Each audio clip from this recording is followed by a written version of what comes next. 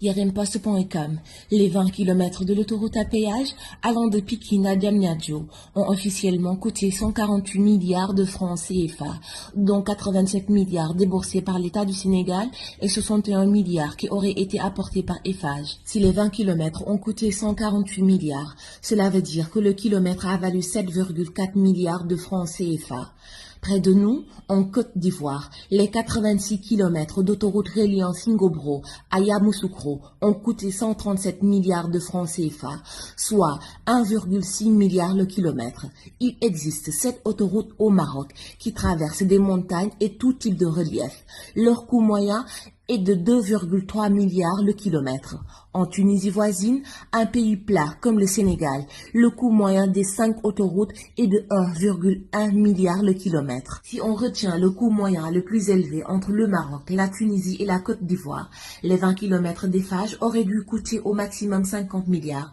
Gérard Sénac n'avait donc besoin de débloquer le moindre sou pour construire l'ouvrage. Pire, avec les 87 milliards débloqués par le Trésor public sénégalais, il a achevé l'autoroute et s'est aménagé une marge restante d'au moins 37 milliards de nos francs. C'est donc un gros mensonge, une grossière escroquerie. Si Gérard Sénac affirme qu'il a investi 61 milliards, avec son apport, le Trésor public sénégalais à lui seul a largement financé l'autoroute à péage. Gérard Sénac lui doit d'ailleurs 37 milliards au bout des travaux. Pour avoir une idée de l'ampleur du holding commis par Sénac, évidemment avec la complicité de tous ceux qui, de Karim Wade à Aminata Niane, en passant par les soi-disant techniciens de notre administration impliqués dans le projet, ont couvert ces brigandages, il faut se référer à un exemple récent. Le Sénégal est en train de réaliser l'autoroute côtière reliant Dakar à Saint-Louis sur un linéaire de 190 km pour un coût de 480 milliards de dollars, 240 milliards de francs CFA.